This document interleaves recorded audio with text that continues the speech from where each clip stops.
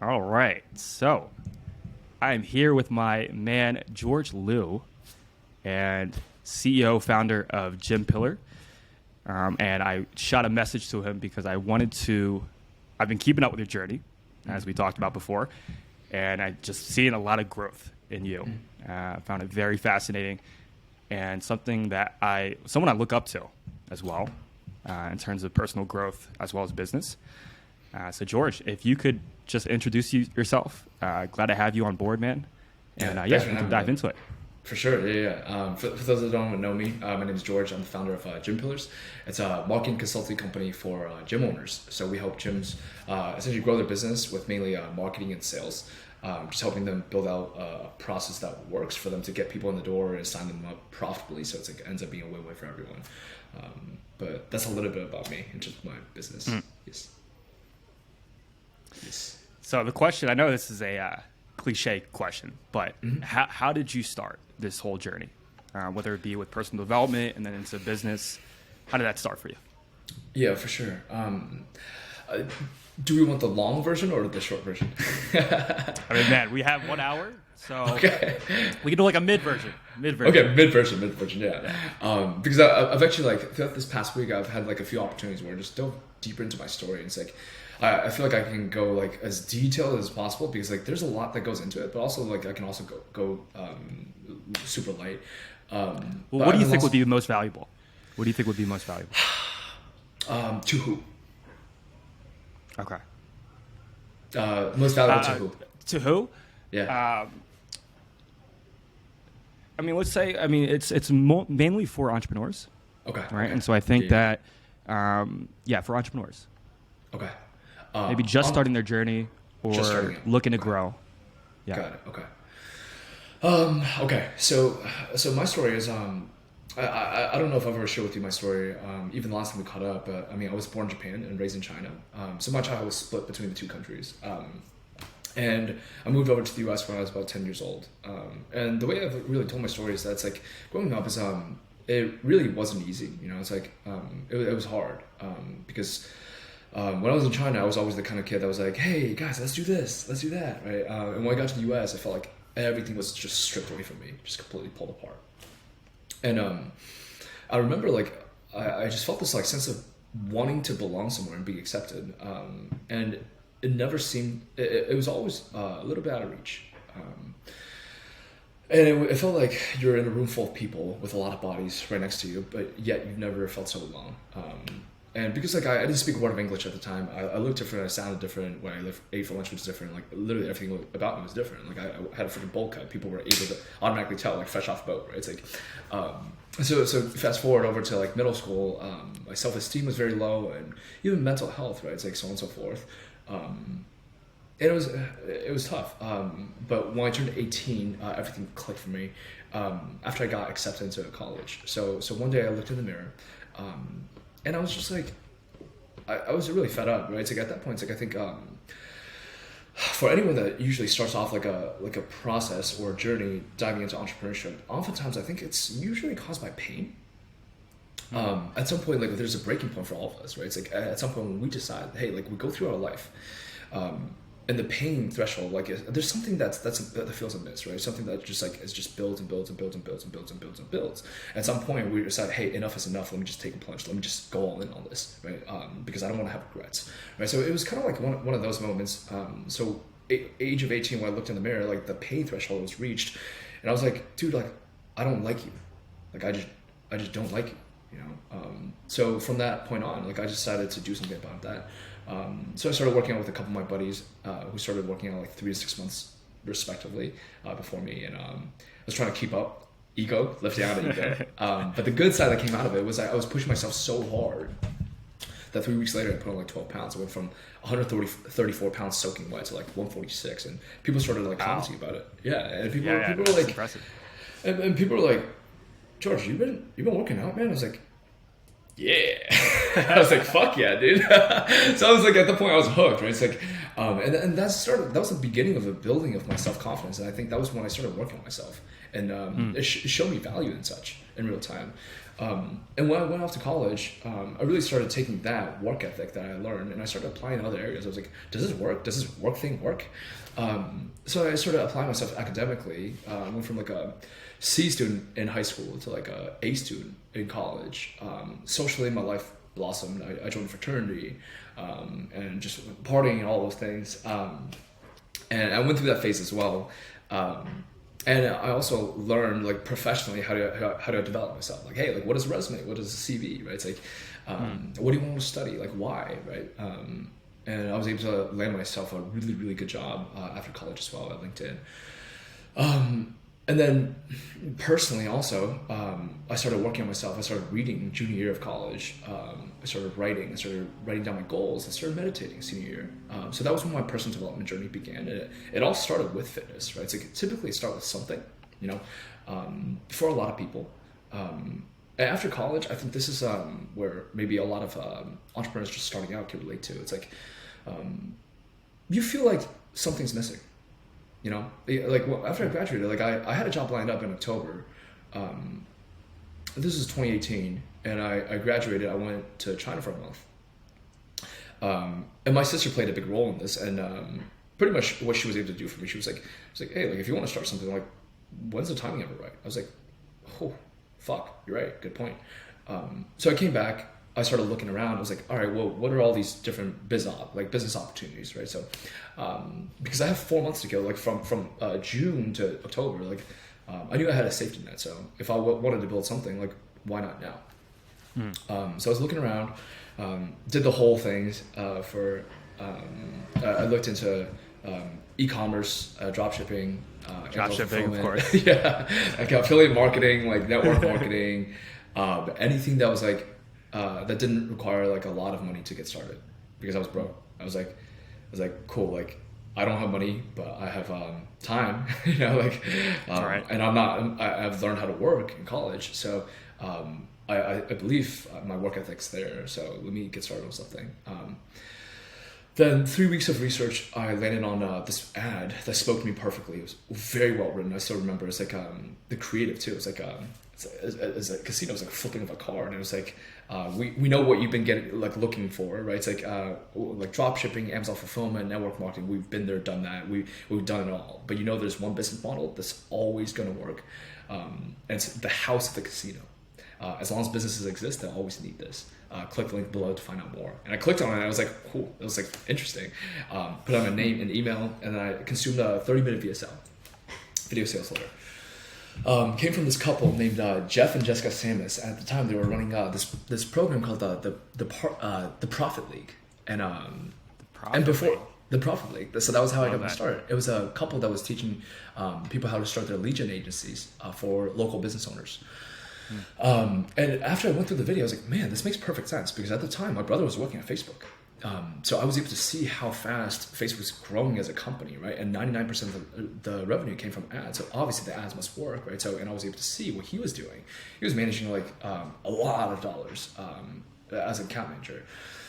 So I was like, okay, business model makes sense. It checks out. I jumped on the phone call with the sales guy. I didn't even know it was a sales call. At the time, I didn't know shit about shit. You know, it's like I was, to be frank, like I was like in the process of starting a business. I knew I needed to find something that was able to help people get value, right? Because like we've all been told, I think at some point along the way, early on, I learned that it's like you can be, if you want to start something or a business, you got to be one of these two people. I think it was a Business Insider article or some shit like that. It was like you either got to be a builder, like the person who can maybe like code or build a product or whatever it may be. I was like, that's not me. Or you can be a storyteller, right? Someone who connects an idea to people, right? Someone who's a salesperson, marketer, however you want to label it. So I was like, okay, that's me. So I knew that was one of my strengths. And I was like, okay, well, what do I want to do to provide value? And I didn't know what that meant. But all I knew was like, well, let's say like if I want to make $1 million, if I could make someone $10 million, could I ask them to give me $1 million? I think that would work, you know? So like I knew that. So like, okay, well, how do I make people a lot of money? I just don't know how to do that, you know? So that's why like after I went through the call with the Profit League, it made sense, because essentially the whole business model is like, cool, here's how you can make other people money, and then you can take a cut of that, right? which obviously like we have shared that similar path as well, like being an agency and serving local business owners. So I went through that call. Going into that call, I dug around. I knew it was gonna be $4,000, but at the time, like I had no frame of reference. You know, like I was a college kid, like right out of school, and I didn't know how much $4,000 is. Like, you know, like I had no freaking clue. Like the money that I was like getting like in college, I was just like beer money, you know, like not actually, but it was but yeah, occasionally it was like just like for fun. After I was 21, of course. But yeah, man, like so I knew it was gonna be $4,000, and I was like I had credit cards. I didn't have $4,000 in cash, and I was pretty broke. And I was willing to take a risk because when you're bright-eyed, you don't know any better. It's like when you're just getting started, you don't know any better. It doesn't have to do with age, but it has to do with similar to how like in fitness, there's a term called training age. How long have you been working out? Business, I believe there's the same thing, like business age, right? It's like my business age was 0, and I had no foresight, you know. So I jumped in. I took the leap. I took the leap. Yeah, I was like, because I knew I had a safety net, and also like, what's the alternative? Like, if I wanted to start something, like, if there were all, and I was able to see the testimonials, right? It's like I was like, hey, like, if all these people are able to do it, why can't I? You know, and I think a lot of us entrepreneurs, like, we take the leap, just like from that belief, from that standpoint, right? So, why can't I? So I jumped in with actually one of my buddies. The partnership didn't end up working out. However, I learned more than I had ever had.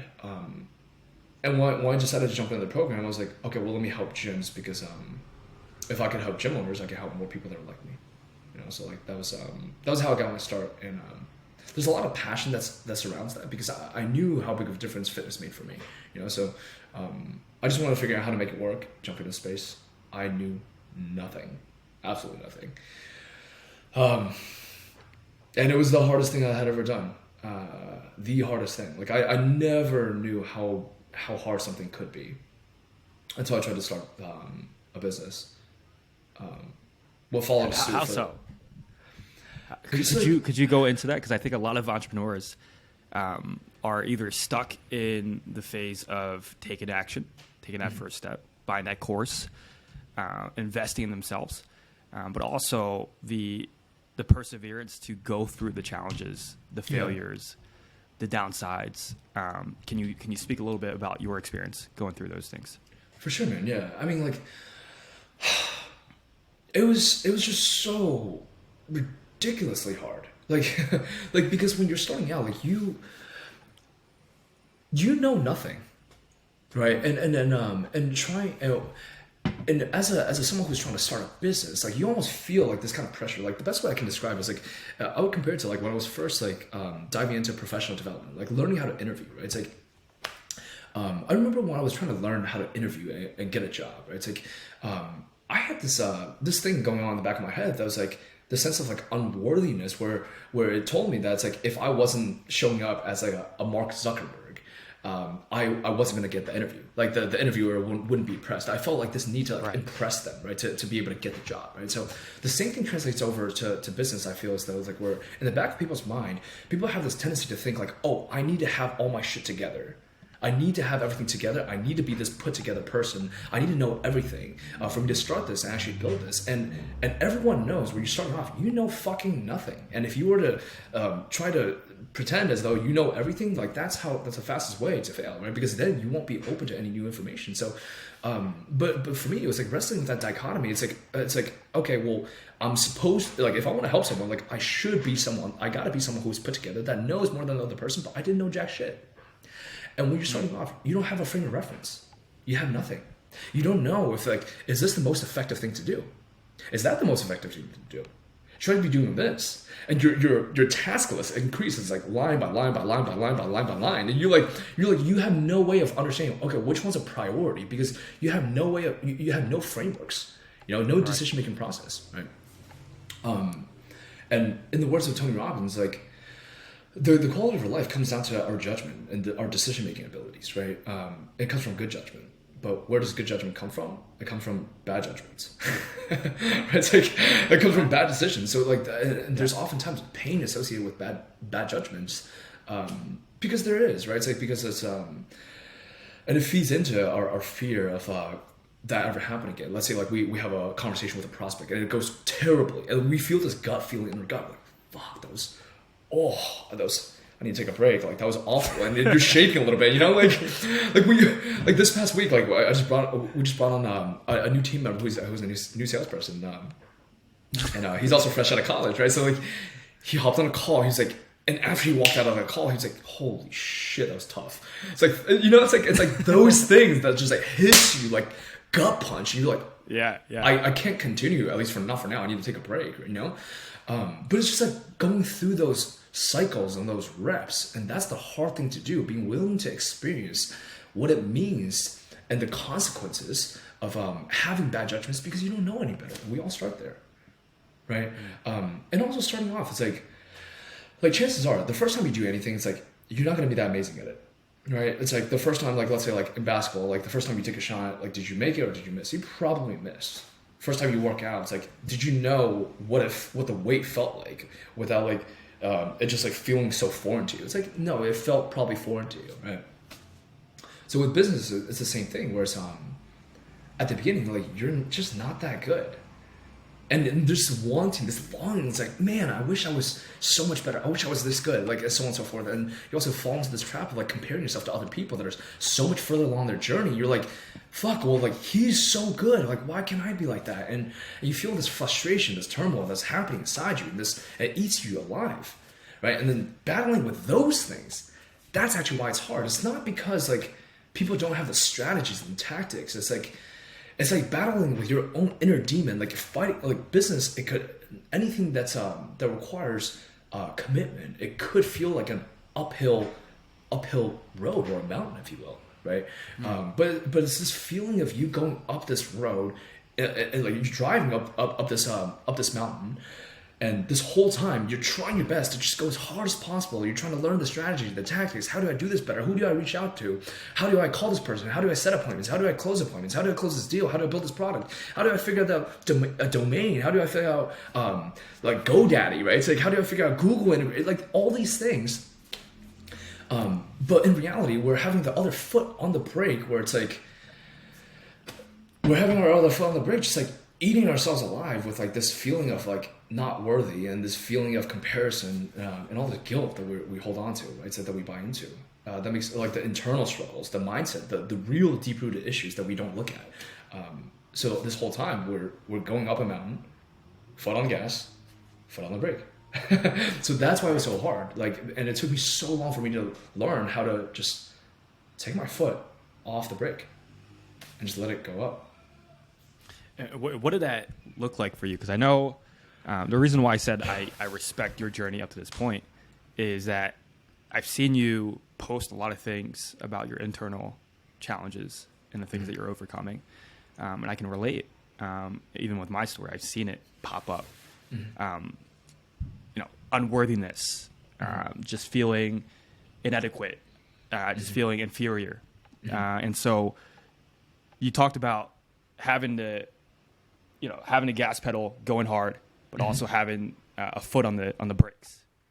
And I'm sure you had to let go of that at some point. And so what did that look like for you in your own experience? And any advice for anyone that's going through that period of, they still have a little bit on the brakes, they're a little bit scared, they still have a little bit of insecurities. What would you recommend for those kind of people? Yeah. So I guess two-part question. So in terms of what I went through, it took a long time. Honestly, like I think it'll help in general, whether it's business or whether it's mindset or personal. It'll take as long or as short as it takes. And I think sometimes we have a tendency, especially as entrepreneurs, we want to rush things. We want things now. Right? It's like, I mean, that's everyone. Like, we want instant gratification. It's like, it reminds me of the story in which it had sank into my subconscious, like after I listened to it. There's a story of, I might botch this, but it's essentially summarizing it. There's a story of this guy who wanted to become a samurai, a masterful samurai, right? And he goes to the teacher. He's like, his teacher tells him, he's like, hey, if you want to be a master of this, the art of the sword, it'll take you a decade. Right? It's like, and then the follow-up question he asks is like, okay, well, what if I do this every single day nonstop and I put in twice as much work? How long will that take me? And his master was like, 20 years. He's like, wait, what? Like, what do you mean? How does that make sense? It's like, because you're impatient. You're impatient. You know, you want it to happen faster than you think it could take. Whereas, like, if you were just like surrender to the process and really just like focus on like the what people talk about, like the process, right? It's like just doing the work, right? But also the process of like working through your emotions in terms of how you feel about the work. That'll allow it to happen faster than you think. But when we want to rush things, it'll take much longer. When we want to be there already, when we want to be cleared up of our insecurities, and it's not that I don't think we will ever be cleared up of our insecurities. It's definitely possible. However, it could take as long or as short as it takes. And for me, it took quite a bit. Because it started off at, when I was 18, I started like meditating because, not 18, 22, sorry, senior year of college. And I started meditating ever since. And 2020, I dove into the work of Joe Dispenza. It took me a long time because like, for me, for the longest time, I was like, growing up, like I was always like so logical, and I still in a way am, right? Nothing wrong with that. I was very much data driven. I need to see like evidence and data for things. And so for me, it's like diving into the inner work and spirituality. Like I remember early on, I was like, the fuck is this? You know, I was like, the fuck is this? What do you mean inner work? Yeah. It's like, well, inner work, spirituality? Yeah, like what does that have to do with anything, right? It's like where's the data? Where's the evidence, right? It's like, where's the data?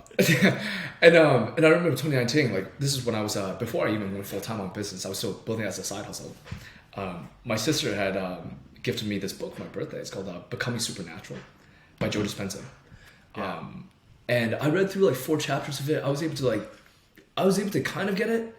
But then I was like, no. Like, no. Like I even went through the exercise. I did the things, but like I was like 4 chapters and I was like, no. Like I'm good. I shut the book down. Right? That was 2019. Because like for us, like we won't be able to receive the information that we want to receive until a seed of questions sprouts within us. We reap what we sow, right? But that doesn't mean like every single interaction and experience, it's not valuable, or it's not moving us towards where we want to go, right? Because that 2019 experience, like that planted a seed within me that ended up sprouting over time. Right, so like it wasn't for that. If it wasn't for that experience, if it wasn't my sister gifting me the book, I wouldn't have gone into inner work and what that means, right? So for me, like it was a pretty long process in which that was the first time I dug into it. And I remembered another time in which when I was really diving into business, hardcore business, I wanted to immerse myself, and like there were people I looked up to. One of them, which include Eli Wild. He's a top salesperson for like Tony Robbins, right? So I remember him mentioning in one of the podcasts, he was like, there's this book that I've listened to 7 times. I was like, 7 times? Eli Wild? Holy shit. Like, I mean, if it's good enough for him, like it's got to be good enough for me, right? It's like, so I downloaded the book and I was like, trying to listen to it because he was someone I looked up to, and I still do, and I definitely want to pay him a lot of money someday.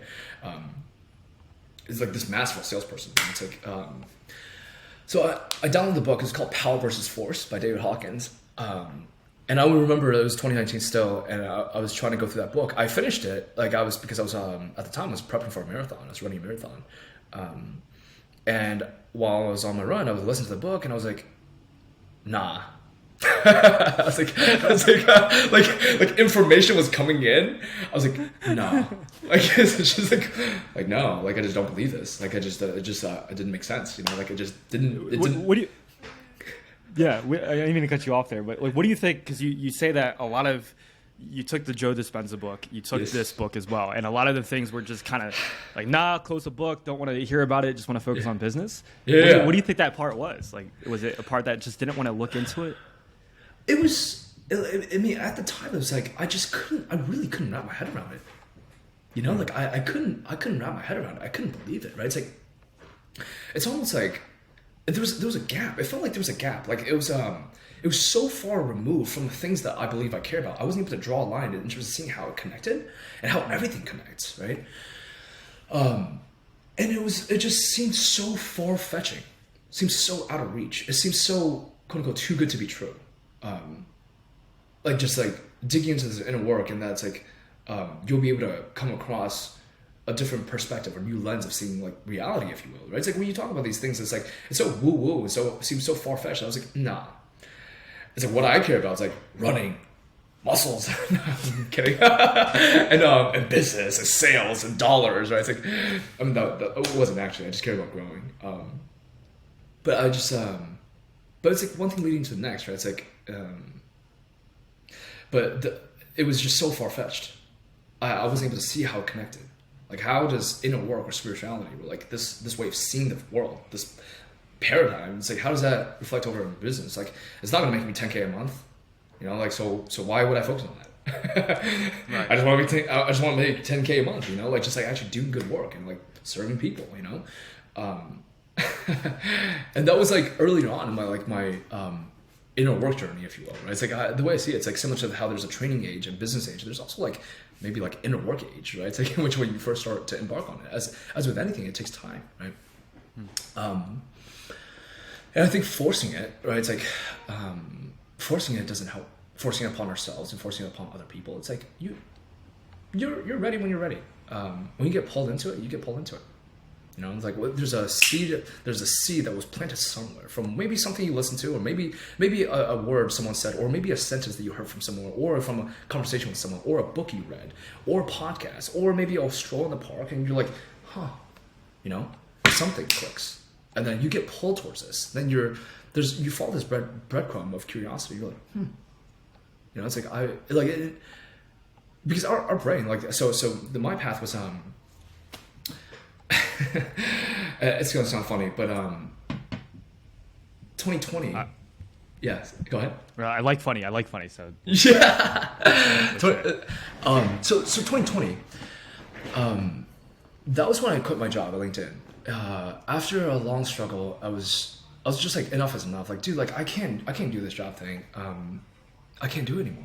This is all I could ever think about. Like, I am really passionate about it. I really care about this work because I see the impact that it has, right? It's like, it's everything I stand for as a person. Whether it's performance-based, right? It's like, whether it's win-win-win, right? It's like, our gym owners winning, like I'm winning, their clients are winning. It's like, what more could you ask for? Like, this is all I ever wanted, you know? So come February, I was like, all right, well, I gotta jump. And I did, right? So I jumped from LinkedIn. And then a month later, I started gym owners, right? I helped gyms, fitness industry. A month later, COVID.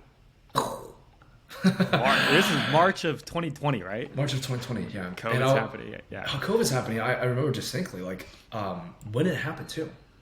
It was like, I was in my apartment in Chicago, and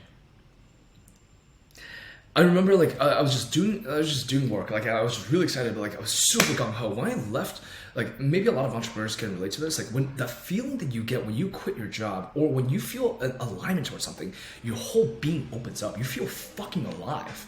No matter how scary you feel, there's a part of you that feels lighter. You feel light as a fucking bird, and you're like, holy shit, this is the beginning of my freedom, right?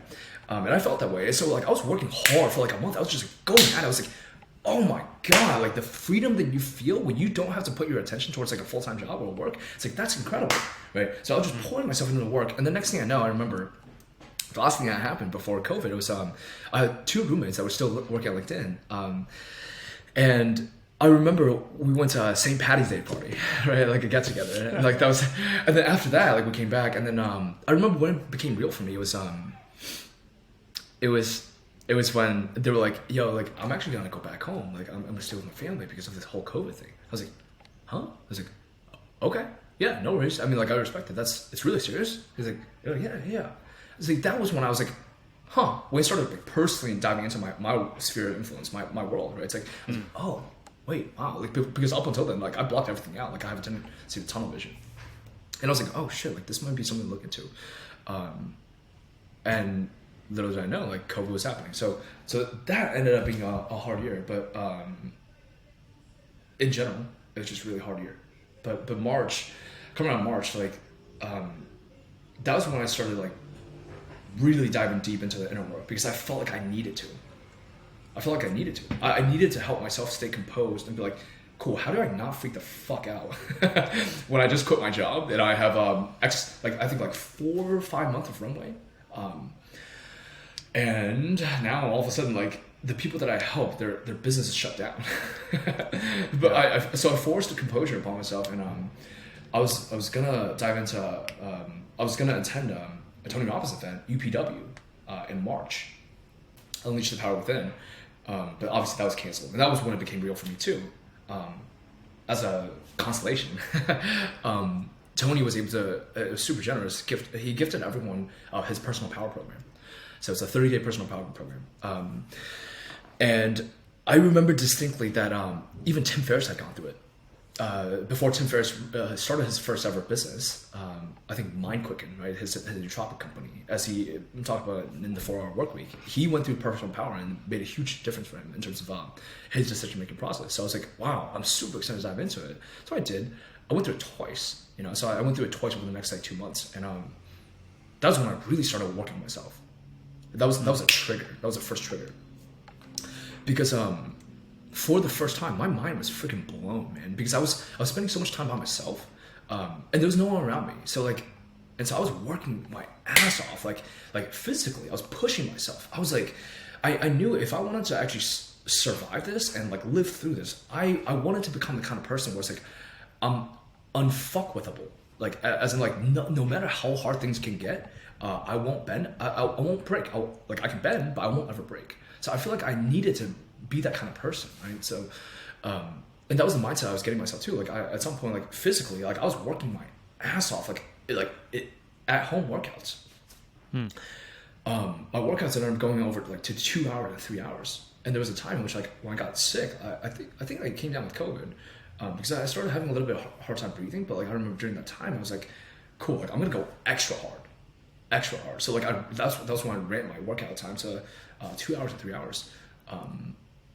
2 to 3 hours. Yeah, it was nuts. It was like I was just the highest intensity I had, like just like straight up, just like out of high intensity, kind of like David Goggins style.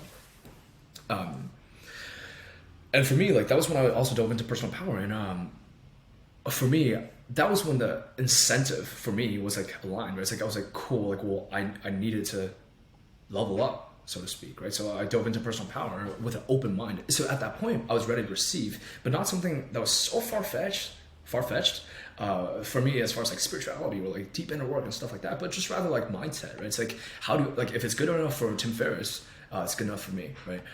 Because Tim is someone who I look up to a lot, So I dove into personal power twice, and for the first time, I was mind blown. In terms of sheer understanding that Tony Robbins has, in terms of the mechanics of the human brain and how our mind works, because he was able to put me through like these different experiences without him ever being there, just through audio, like different prompts and different exercises in which I was just had my eyes closed, and during times I teared up, I cried, I sobbed, I fucking sobbed, dude. And for him to be able to have that kind of impact without him even knowing me, and just through his audio, and I was like, oh my God, like there's something that I don't know. There's very clearly a lot of things that Tony Robbins knows that I don't know, and I started diving really deep. And he changed my life completely. It's like, and I really dove into the personal power program, and I started uncovering things that I had shoved away for decades, like over a decade. Like even though I'm like only like 26, right? It's like one of the deepest traumas that I had. It was, and this is where my inner work like really began. Like this was a 1 degree shift. I knew this was something I had felt I had trauma around, right? It's like in terms of like there's an emotional charge still. I remember growing up when I remember I always, it was girls related. I always had a crush on like one girl at a time. And I remember, it's so funny, dude. I remember all throughout elementary school, I had a crush on like this one girl, right? It's like, and for 2 years I had a crush on her. But it's like, but it wasn't even about her. It was about me. When I was growing up, like we oftentimes we drift through life and we have this sense of like this emptiness within us, this void, if you will. We know there's something missing, but we want to find something to fill it. So for me, it wasn't even actually about the girl or girls that I had a crush on, right? But rather, it was about this feeling of emptiness that I felt as though like a relationship with a girl that I cared about would help fill that void, you know. And for me, it's like 2 years in, I was like, cool, enough is enough. One day I was like, cool, I'm just, you know what? Like, I'm just gonna ask her out. But here's the thing, here's the catch. She barely knows who I am. We've never talked. She barely knows.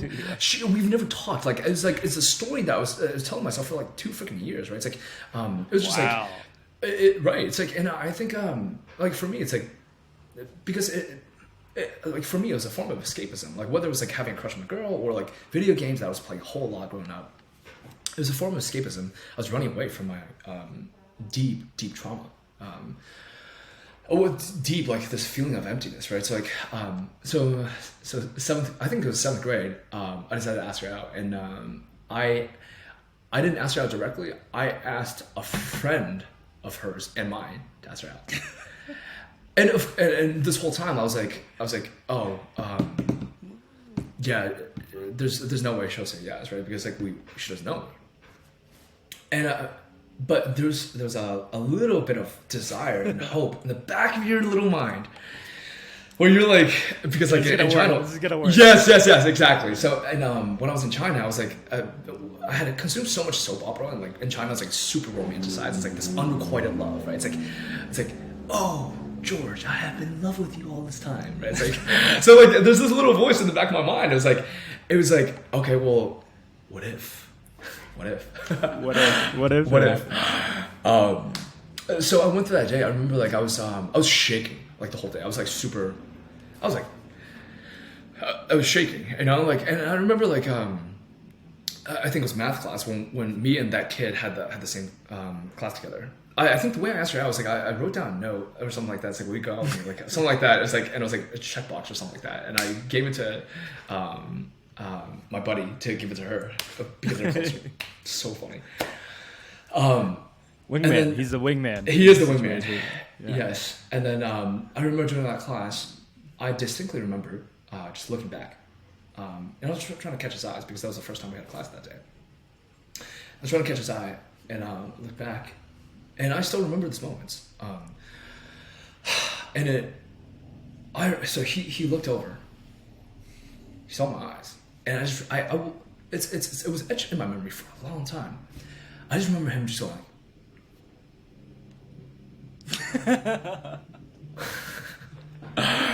and he gave it a no. No, he gave it a no. And at that moment, dude, my whole being was crushed. It felt like a black hole might as well have been in the classroom, just like sucked me in. And I felt everything was vacuumed out.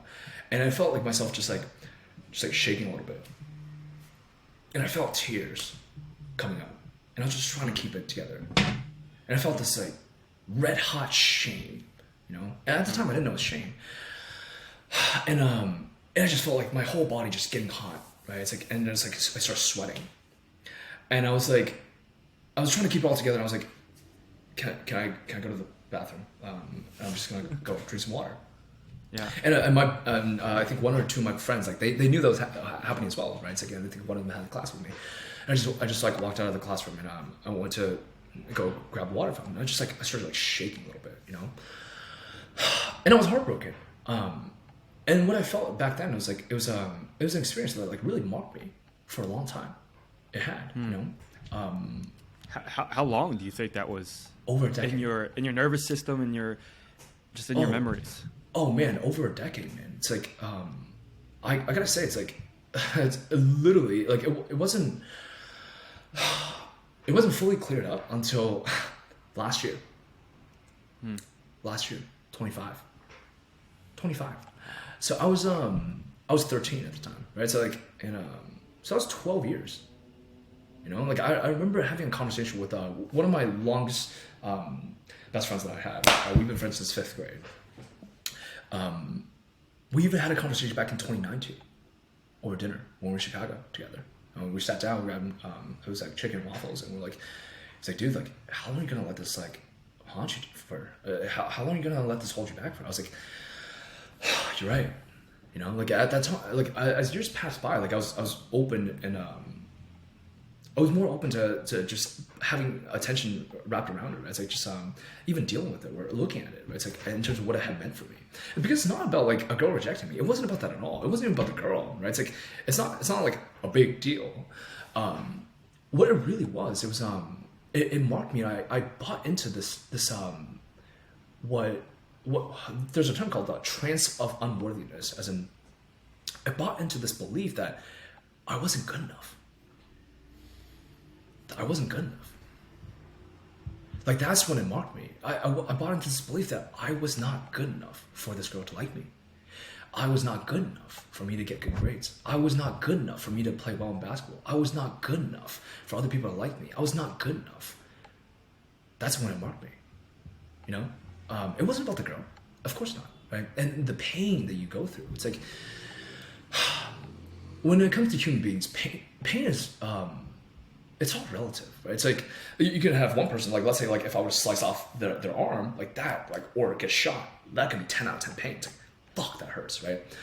For another person, that could be, let's say, a girl and having her dad, like, miss her dance recital that she cares so much about, crushed, right? Or, let's say, a parent not showing up to the graduation, or whatever it may be, right?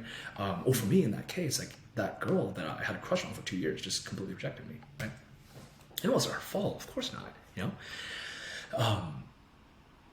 But that's what for me, it was a 10 out of 10 pain, and that experience had fucking marked me for 12 years. 12 years. 12 years. 12 years. And it was so deeply rooted in my subconscious that any experiences that I had with girls growing after that, I carried that into that relationship. I carried that all throughout college. I'd been with a lot of girls, and it was just always felt empty. And I couldn't even think about the prospect of a relationship because it scared the living shit out of me of ever going through that again. It wasn't conscious. None of it was conscious, right? Like I was in fraternity, like I talked to girls, like I got drunk at parties, right? It's like I had been with girls, but like I was so afraid subconsciously that it didn't even consciously pop up in terms of, do I want her to be my girlfriend? Or like things like that, right? So like it wasn't even awareness, you know? So I was drifting through, like that was when it marked me. So yeah, it all started at 13, dude. It's like, it's crazy. And we all have these moments and these experiences. And that's where it begins. We hold, not all of us, but a lot of us, at some point, an experience happened, we tell the story upon ourselves, and we hold on to this shame that we're not good enough. And shame is where it begins. Shame is like the lowest sinking feeling that really sinks you, right? So usually where it begins is start examining your shame. And for anyone that's courageous enough, we all have shame, right? It's like in the words of Brene Brown, she's a shame researcher. She has really great books. I dug into her work too in 2020. If you're thinking, it's like, oh, well, I don't have shame as a guy or as a girl, right? What she talks about, her words, not mine, right? So I haven't looked into it. Feel free to do research. All emotions start with shame. So you're either a psychopath, and you don't have emotions, which is like cool. Like if you decide like that's your path, like that's fine. Or you actually are a human being and you have emotions and you have shame. And one of the things she talks about is also shame. She calls it shame gremlins. When you shine a light on it, it dissipates, it goes away. If anyone's ever courageous enough to lean into their shame, a question that would help you is, what is something that you've kept hidden that you wouldn't want anyone to know about you? Not even the people closest to you. You start there. That's a scary box to open up. That's a scary box, right? Because for me, like the story that I'm telling you right now, Caleb, like I wasn't ever able or ever willing to share that like publicly. You know, it's like I had so much shame around it because we hold shame because we believe it means something about us. But in reality, we could let it go. You know, like we could forgive ourselves because I didn't know any better. You know, like I was this young kid that just wanted to be accepted. I wanted to be loved. I wanted to be cared for. You know, and for me, Can I like ask you. Yeah, man. Yeah. Hit me. Yeah. I was gonna ask you something because I feel like with guys, you know, with men, boys, you know, this is a very sensitive topic. Mm-hmm. talking about emotions, expressing emotions. I feel as if this generation especially has been told to, or just in media, has been told to suppress their emotions. Like guys, as men, we don't show emotions. You know, Right. we're strong. We're the man of the house. You know, we don't show ourselves crying or going through negative emotions.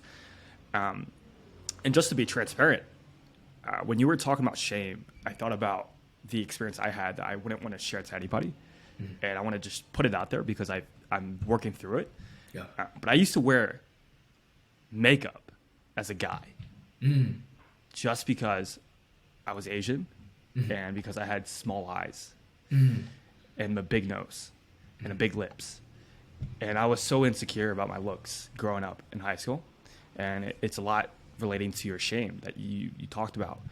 I used to stutter in class because I was so afraid. Yeah. And I remember that one moment, and I'm still working through this. To be quite transparent, I'm still working through this. Yeah. But it was in 8th grade, around the same age, and the teacher told me to read out loud in class, and I was still in ESL. I was still learning the language of English, and I just broke down. I stuttered every word that came out of my mouth.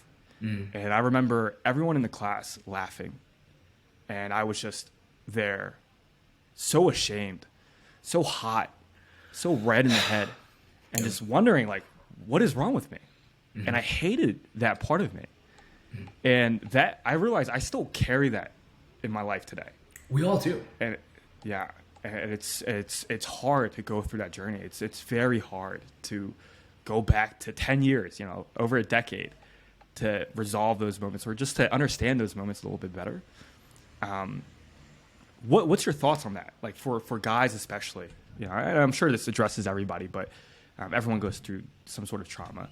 But what was that process like? Because I'm sure that was hard for you, you know, to go back and go back to a memory that's been over a decade. You know, it's like, how do we go that far back? And then how do we start to begin the process of discovering and understanding more of that?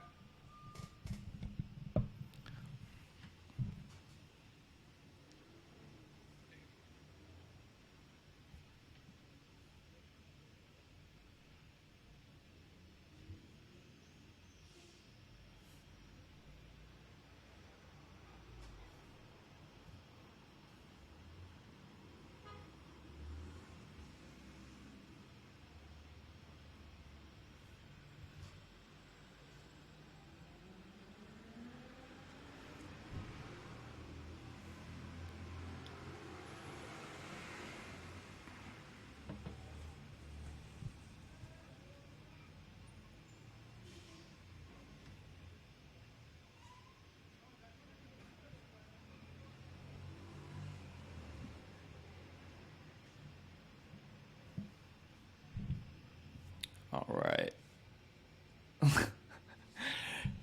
Guys, sorry, I don't know what's happening here.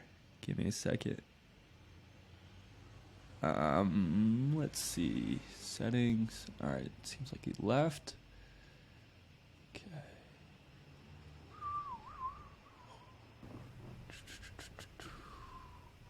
Dude, my laptop just completely died on me. I was like, boom, a critical junction. I was like, Jesus Christ. I was like, we were about to get to the meat. Yeah, I know. Like, Cliffhanger, open loop. No, I think maybe my laptop overheated or something like that. But I think it wasn't ready. It wasn't ready for the conversation we're about to dive into. Well, what I was saying was, I acknowledge you for shame, man, because that's courageous of you. You know, it's like, because I went through that as well. It's like, I think especially being an Asian American, it's like, it's very easy to feel like we're, I don't know, like outsiders, right? And I think that pain is experienced by many, in which we all share that common bond, right? It's like, so I definitely acknowledge you for that. And in terms of your question, how do we dive into our shame? I think force is not helpful. I think forcing someone to confront their shame, it's not helpful, right? It's like, it begins with, like, if anyone's even watching this, it begins like with even listening to like content like this, or like conversations like this, and even having that conversation in your head, because like our subconscious, what it does is it wants to protect us so badly that it 99% of the thoughts are it's all subconscious. Our conscious mind is not that powerful, right? It's like anyone that has really been able to leverage their subconscious mind for whether it's business or whatever it may be, it's they know that. Like for example, like Reid Hoffman, the founder of LinkedIn, like he talks about how in Tools of Titan, right before he goes to bed, he asks his he pretty much like thinks to himself, it's like, cool, what is the biggest problem I could solve? So his subconscious can go to work, right? So the next morning, it's like it's the moments of brilliance that we often have. It's like it comes from not when we're actively working or thinking so hard, because thinking is not that effective, but rather it's like when we're like taking a shower or like going on a walk. It's like boom, it's like, oh wow, holy shit, oh my god, I just connected it, right? So that's when our subconscious mind is going to work. And I think starting to understand that there is a difference, like diving deeper into psychology, our conscious mind, our subconscious mind, how our brain works, this could be a good place to start, right? It's like there are a lot of different, there are 99 ways to skin a cat. There are all these different paths, right? It's like you can dive, if you're, let's say like a man who wants data evidence, dive into Joe Dispenza's work. Dive into data, dive into neurology, dive into neuroscience, dive into epigenetics. That was the path that I went down as well, you know? I did both. Dive into how your genes, how it works, and how our genes. So, for example, and just start asking yourself these questions, right? It's like we have 20,000 DNAs, 20,000 genes in our body, right? It's like the point of genes is to make proteins, and proteins is what allows our body to work, right? So we have 150,000 proteins. So what that means is each gene, like, should be able to make a lot more than one protein. Like on average, that could be like 7, right? So I don't know how the breakdown looks like. Epigenetics essentially talks about how the different emotional states that we're in other words, how we influence our subconscious mind, it shifts how a gene activates or deactivates. And it shifts whether one kind of proteins form or second kind of protein forms, third kind of proteins form, and then does it reflect over to change their body? Of course it does, right? So there's one aspect in which we can dive into the data-driven route, in which we can just start asking ourselves these questions and dive understanding like our conscious subconscious mind in terms of how important it is, right? With everything, whether it's business or fitness or whatever it may be. There's another route in which we can dive straight into the emotions, right? Which is dive into Brene Brown's work, right? She's a shame researcher. Her work was immensely powerful for me. What was it, Brene Brown? Brene Brown, she's unbelievable. If you listen to her TED Talk, God, that woman is so courageous, and she's really freaking funny. She has 2 books. It's a lot more than 2 books. I think Daring Greatly. That's a really good book. The Power of Authenticity or Vulnerability. I can't remember exactly. But those are really powerful books that dive into shame, right? Joe Dispenza's work is a really good place to start in terms of logic. You could go to Tony Robbins, like in terms of self-development, where you start to understand how our brain works, right? If you're a business owner, chances are it would serve you for you to learn more about psychology, because chances are sales is a big component of what you care about, right? If you're a business owner, whether it's a product or a service, and either way, like, okay, so how do you generate sales? Well, by making sure the person that benefits from your product knows about it, or service knows about it and wants it. So how do you make that happen? By you understanding that person. How do you understand that person if you don't understand how our human brain works? Because they're a human being just like you, right? so you can dive into psychology, right? So it's like, so there's so many different paths to get there. What I personally believe, what is important, what does serve us, is just for us to start asking questions. Question things, question everything. Right? It's like, don't ever take like what you learn or what you see at face value. Don't be like, okay, well, this is it. Right? It's like, do your own homework, do your research. Right? So like, I dove into Brene Brown's work. I dove into George Dispenza's work. I dove into Tony Robbins. I think 2020 I read like 40 books. I was just consuming a shit tons of books. You know. Was that all like towards this topic? Like it was, or was it like a mixture of business as well as personal development? Mixture. Yeah. I just want to get better, you know? I just want to learn more about business. I want to learn about leadership. But guess what? Leadership is also psychology. Right? It's like how could you lead someone if you don't know how to lead yourself? Right? It's like, and how do you lead yourself without understanding who you are? You know? So, Sure. Dude, I love this conversation and where it's headed. I wish we had more time. yeah. Because one thing I appreciate is that George is well on his way to seven figures, if not going to get there in the next quarter. And we haven't talked about a single thing related to business, which I appreciate. And I just think that there's so much in this conversation. Like, you haven't talked about business, yet you are doing great in business, right? Like, it's crazy to see the extent that you've dove into this knowledge in regards to personal development. One question, just to kind of wrap things up here, is that I realized with myself as well as other people that I see in this entrepreneurial space, they struggle with a lot of distractions. And I know Joe Dispenza talks about this, but things that get your ego to start feeding itself, as in going out, drinking, distracting, dating community. There's a lot of things that as entrepreneurs we can get distracted from, whether it be parties or going out. What was your process when you were, because I'm sure some of that stems from just not understanding yourself, as well as like maybe the things you're struggling with and you're trying to distract yourself by going out and just maybe getting drunk or getting high, whatever that might look like. What do you recommend for people that are struggling with all of us are struggling with a lot of external things that maybe are distracting us, social media, all that, and then bringing the focus back towards what you want, how you want to feel, and what you want to create in your life? Like, how do you go about doing that for yourself? For myself, I think something that an advantage, if you will, like if I choose to see it that way, it's like I was throughout college, like I partied myself out, like freshman year, like I did nothing but partying. Like I was school, academics, lifting, partying. That's it. Same thing with sophomore year. So after 2 years of that, I was like, what the fuck is the point of this? What's the meaning of this, right? It's like, and I think oftentimes, like I think it comes down to awareness, right? It's like when we're pursuing these pleasures, it's a form of escapism. We have 4 ways in which we process through emotions, right? It's like we have repression/suppression. Repression is like when we subconsciously like, feel so much that like, oh man, like we don't even feel it, we don't even know we're doing it because subconscious. Suppression is like, oh, fuck, like well, let me just not think about this. Cool, right? Expression is like it's kind of like repression, suppression. When you suppress and repress things, think of it almost like a bottle just building up. Or I think of it as like kind of like a gas tank, right? It's like it just like build up.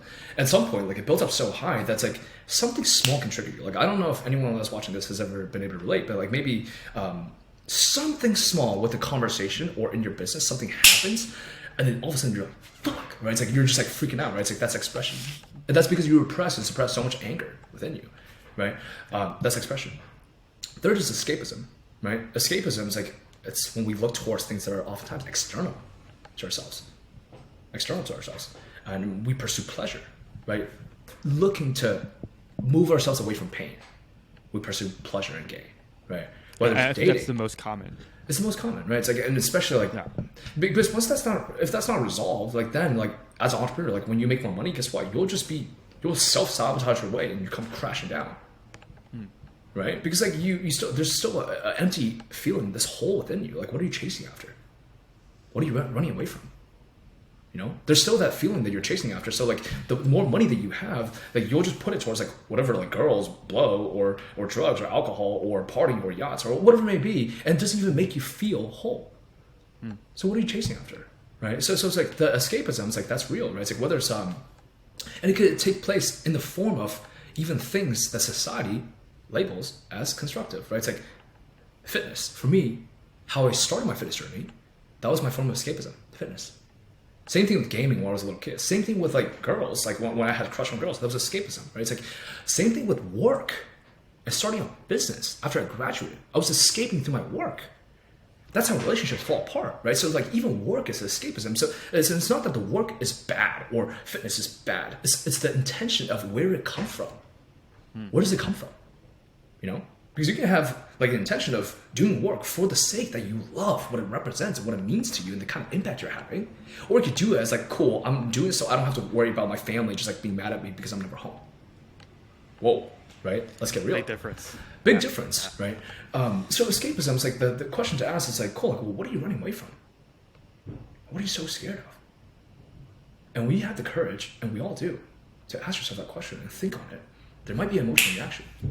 There might be, right? There might not. But I think it begins there, right? It's like just understanding. It's like, what am I pursuing all this pleasure for, right? It's like, because with pleasure, there's pain. Anything that's external to ourselves, at some point, we won't have it. It's external, right? Whatever will give us pleasure will also bring us pain when that pleasure goes away. So if you're trying to run away from pain, there's no solution. The only way out is actually through, but what I mean by through is inside, by looking within. George, you're dropping bombs here. I know you got to wrap up, but one thing and I kind of told you my story before we hopped on, but or where I'm at, and with the agency, I realized that I was building it as a means of running away from being unworthy. And I told you kind of the situation that I felt shame. And I realized I built a business out of not wanting to feel shame anymore, wanting approval, wanting people to validate me for being a 7-figure agency owner and developing myself as a person. And when I started to dive into that part of myself, I don't know if you ever experienced this, but I lost motivation to build a business. And it was because it wasn't rooted from a foundation of love and of genuine excitement to build a business. It was out of fear. It was out of fear of, if I don't build a business, my parents are going to hate me. If I don't build a business, my friends are going to think that I'm not good enough, and people around me are not going to claim me as somebody that can be approved by society. And so I realized I was building the business out of fear. And when I kind of broke down and kind of questioned that belief, everything for me fell apart. My motivation, everything fell apart. I was like, there's no reason to build a business anymore, because I realized it was stemmed from this. I don't know if you ever experienced that before, or if you're still working through that, or what your thoughts are on building a business out of excitement, out of power, instead of force, where it's fear-based, it's out of fear, it's out of unworthiness. Can you talk a little bit about that with the few minutes that we have here? Definitely. I think, I think the first step is to not judge yourself. To not judge yourselves. Because we all have these emotions within us. Right? It's like at any given time, man. It's like, and when I speak about it with you, as well as with everyone else, it's like, as well as for myself, we're all just doing the best we can. None of us are perfect. You know, we're these imperfect, yet perfect human beings, right? It's like we're perfectly imperfect. Right? We have these emotions, we have these fears, right? We have these desires, and we have this anger, we have this pride, right? It's like, and that's okay. And I think wanting to force it sometimes is, it also doesn't help, right? And I think us wanting things, or maybe even wanting ourselves to come from a place of power, or wanting ourselves to come from a place of love, sometimes that hurts more than it helps, because then that's also a form of desire in which we fear not being able to come from that place, right? And for me, like I came from that place as well. It's like, I think, have you ever read the book The Alchemist? I've heard of it. The Alchemist is a really good book. It's about essentially a story of a young shepherd just chasing treasure, right? Just embarking on his own adventure courageously, and just like going from one continent to another, and then just it's his own adventure, only to find. I don't want to ruin it actually, if you haven't read it. But the point of Alchemist is, I think the key thing that it talks about is courage, right? It's like, and I've been thinking about this lately. It's like, when people talk about alchemy, maybe like even back in the day, we're getting into whoa stuff maybe. But what alchemy really is, what people talk about is like transmutation of, like let's say like a shittier metal like steel into something more valuable like gold, something that's more helpful, right? I think the purpose of the book Alchemist is really talk about how there's a transmutation, and alchemy is really a transmutation of our emotions, of our energy, right? It's like, so for me, I did come from that place of fear. That was all I was operating from for 2.5 years, dude, 3 years. And eventually, like fear of not being able to make sales, fear of this not working, fear of having to tell my friends and family, like, shit, like, I fucked up, this was a wrong decision, fear of making a bad decision, fear of not having enough money, fear of losing money, fear of not getting a sale, fear of this, like, trying my absolute hardest and not working, fear of not being good enough, fear of what it means to me if I wasn't able to succeed at this, fear that, like, if I don't hit this or I don't do this, my next thing won't work either, and then I'm a failure. Fear that I'm not smart enough. All of these fears, that what I call like a gas tank of emotions, we all have these. Every single one of us that we at some point we buy into. Right? So it's just about us examining it and also understanding that that's okay and that's normal. That means you're human. Congrats, you're not an alien who just jumped out of a UFO. So like that's not a bad thing, right? So don't judge yourself for it, right? And for me, it's like I held on to all of that, and for literally 2.5 to 3 years, like it worked until it didn't. It worked until it didn't.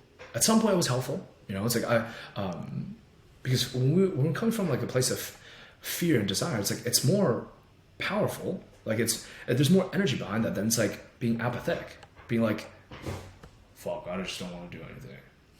It's like there's more energy behind that, right? It's like, and so that's what was needed at the time. However, like at some point, what has gotten us here won't get us there, right? At some point, it would serve us very often to let it go, let go of that fear and trade it in for something like, like joy. Like the saying goes, is like, if you love what you do, you never have to work a day in your life. It's like for me, like it was through working through my emotions and alchemy, if you will, which is transmuting the negative emotions, like the fear, the gas tank, and just shifting that over, just like working at it little by little to deplete that gas tank. And for me, eventually, like the more gas tanks we deplete, that's the way I see it. The trick here is that we don't know how far it goes. So you just keep working at it. That's all you can do. But the more you deplete, like the more you come to show up from a place of power in which you just enjoy what you do. You're just like, man, like there's just more meaning, and you feel different, and your lens of reality shifts, right? So the more work that you do on yourself, right? So I guess that's the advice I would give. Hope that helps. I think I have I have this. Give me a second. Can you hear it? Yes. Beautiful, George. Thanks so much, man, for taking the time. Any last words or any advice on just number one advice that you could give, I guess, to end this off, to anybody going through these kind of cycles or just looking to build their business, and they may struggle with a lot of internal things. Yes. What advice would you give them? One sentence.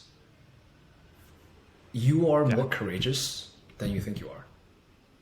Like that's it. It's like you are stronger than you think you are. You're more resilient than you think you are. You're smarter than you give yourself credit for.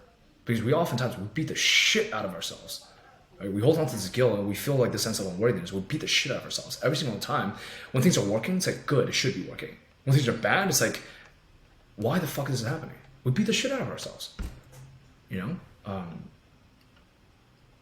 And you don't have to do that because it doesn't actually help you. And lean into whatever it is that you're scared of, right? Look inside. That's it. Love it, man. George, I'm super excited to see your growth in the next couple of years. Thanks, brother. And just super excited. If you guys want to follow George, any links, Facebook, are you active on Facebook, Instagram, anywhere that people can follow your journey, see what George is up to, and get some value from him as well? I would say Instagram and Facebook. I'm thinking about pushing content down the line, but like I still haven't gotten around to it. But what I've been waiting for? Yeah. I've been secretly waiting for George to drop content around these topics. I'm like, George is a guru. He's an underground guru, and there's so many things that he. Like, I just know after 5 years, like, you're going to have so many things to share, not just in business, but in life, and I think it's a message that is very, I wouldn't say needed, but it's good for the world. I feel like it's good for the world, and I know the content you've been digesting based off of the stories, and I just think it's super powerful, and I've been inspired by your journey. So I thank you for just being here, leaving the impact, and excited for your growth over the next couple of years. Appreciate it, love you. All right, George. Thank you so much, and we will see you guys in the next interview. Thank you, guys. Peace.